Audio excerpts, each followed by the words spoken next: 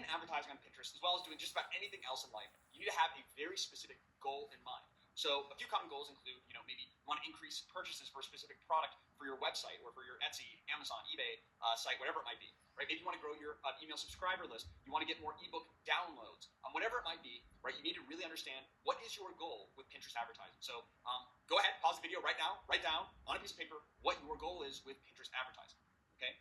Once you have a goal written down, the second step, and it's just as important as the first, is to know what your goal is worth in monetary value. So what is your goal, number one, and then number two, what is your goal worth in monetary value? Because again, we're going to be spending physical money on Pinterest advertising. So we should see a monetary return from our efforts. And I'll kind of show you an example of how to maybe break that down that you may not have been aware of.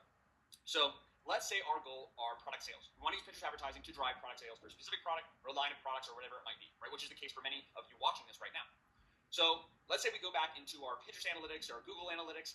If we have Shopify, maybe we use that or whatever our site is. We go back and we see that every time we get 100 clicks to our website or to a specific page, we generate 10 sales. Okay, so 100 clicks on average results in 10 sales. Okay, and then those 10 sales result in $70 worth of profit. Okay, again, this is just an example.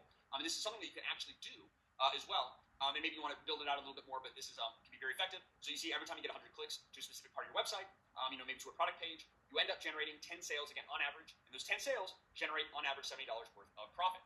Okay, so let's put that into Pinterest perspective. So another way of writing this would be 100 clicks on average equals 10 sales, which equals $70 worth of profit. Okay, we've already written that out and established that. So that means that we generate $70 of profit for every 100 clicks. So that's 70 cents of profit on average every time someone clicks to that specific product page or wherever on our website. Okay, so it's 70 cents of profit per click. So when advertising on Pinterest, remember, Pinterest is a PPC, a pay-per-click platform. So every time that we pay per click, we want to make sure that that amount is less than 70 cents. Because think about it. If we spend 70 cents on Pinterest ads, there's a good likelihood that we'll make back 70 cents in profit based on our historic data, which means we spend 70 cents, we make 70 cents, and so that means that we ultimately end up with $0 because we spent the exact same amount that we made back. Another example, if we spend $1 per click, but we only make 70 cents in profit per click, well then guess what? We're losing money, and we're losing 30 cents every time someone clicks because we're spending $1, but we're only making 70 cents in profit, which means we're actually losing money. So your goal is, so you can kind of use this formula, again, very basic, and it's a really good way to get started. Again, ultimately, you'll adjust accordingly as time goes on, as you collect more data. But in terms of getting to a starting point and really knowing what your goal is worth, this is a really good kind of, really great place to get started that a lot of people aren't aware of. It is really not that difficult. And of course, if you want to get more complex with your formulas, you can absolutely do that as well. And I would encourage it if you're able to and you enjoy that like I do. So when we go to advertise on Pinterest, just remember, our goal is product sales, and we have all this data. We know that our maximum bid, right, that the maximum amount we were willing to spend per click needs to be less than 70 cents. Because we make 70 cents per click, so we want to spend less than what we make. So we want to set our maximum bid to something less than 70 cents. Again, the closer to let's say 10 cents, you may get a few sales and maybe very profitable, but it may take a long time and maybe not that frequent. Where the closer to 70 cents that you may get and that you might bid, maybe you get more sales, just a little bit less profitable sales. Again, it's kind of finding that sweet spot. We'll talk more about this later, but really it's ultimately based on your goals. So, but at the end of the day, you know that you'll likely need to spend less than 70 cents per click in order to generate sales profitably with Pinterest advertising. Again, after this video, which is going to end right now, go ahead on a piece of paper if you haven't already. Number one, what is your goal with Pinterest advertising? And by the way, you can have multiple goals, so write those down. If you want to grow your email list and get more product sales directly, those can both be goals. Write those both down. And then separately calculate what are each of those goals worth in monetary value, right? Specifically, you can look at what are they worth per click and write that down. Once you do that, we'll go ahead and head into the next video. Very important step, so please make sure that you do that. And without further ado, we'll go ahead and get into the next video.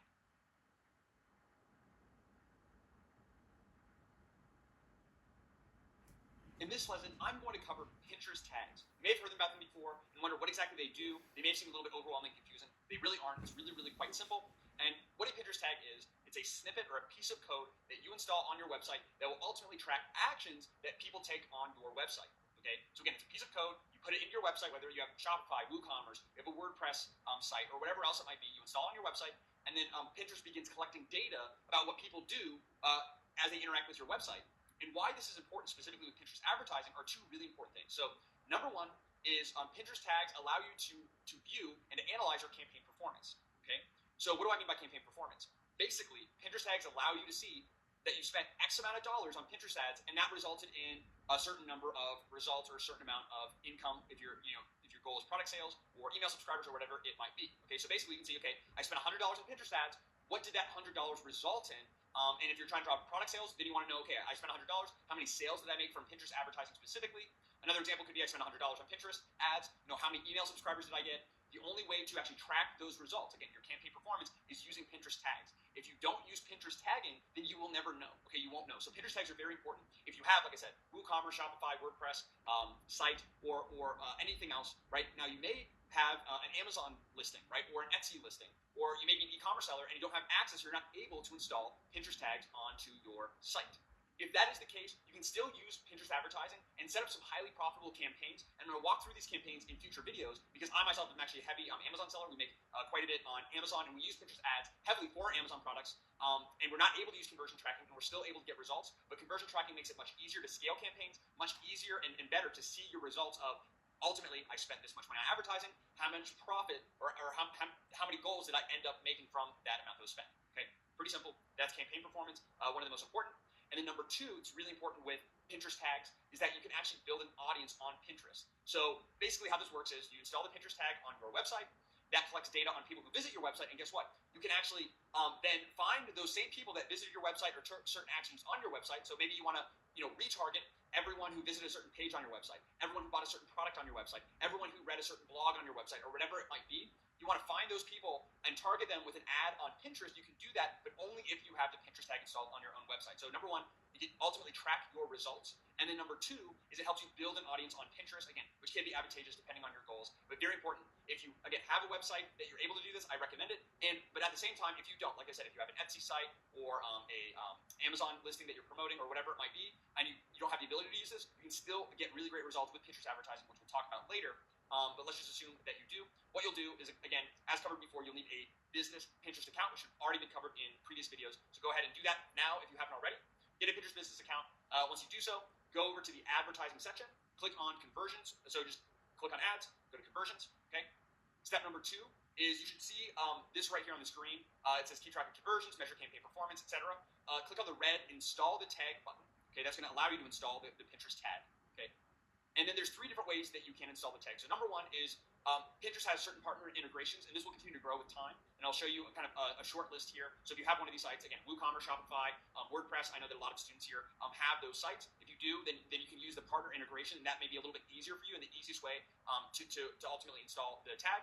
Number two is you can manually add the tag to the website yourself, which you may have to do. It really shouldn't be that difficult, and Pinterest is going to walk you through step-by-step on how to do that depending on your site. And number three, if you do have a developer for your website, this would actually be the easiest. You can just go ahead and email instructions to the developer, have them take care of it, which would be very easy for them to do. Take them a minute, 2 minutes to do, tops. Really not that difficult. So if you have a developer, go ahead and email. That's the kind of final option there. If not, what I'd recommend doing is checking to see if your site is a Pinterest partner and you're able to integrate using a partner software. So again, if you have a Google Tag Manager account, if you have Shopify, WordPress, WooCommerce, Magenta, BigCommerce, all these different sites, right, that you see here, and you can see it on your end as well, and this list will likely even increase as time goes on, then I recommend going through this, as this will likely be the easier option of choosing kind of a partner software to integrate with. So you can look through that.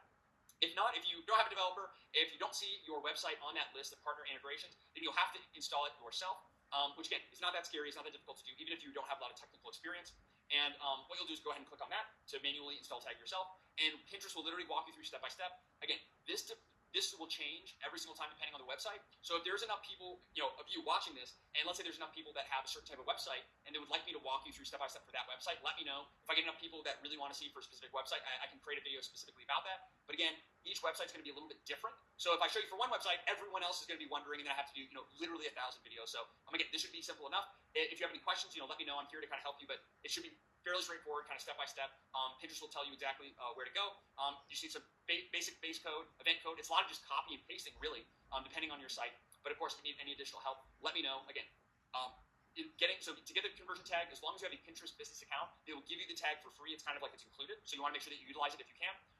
Go ahead and find it, install it into your website. Once you install it, then that's great. You're set up and you're ready to go to begin analyzing your campaign performance, as well as if you would like to actually build an audience to target later on Pinterest as well. So really important if you're able to, but even if you're not, keep watching through, because I think I'm going to have some strategies here that are going to be very effective for you, even if you're not able to install the code, like I haven't been for some of my businesses. So without further ado, let's go ahead and get into the next video.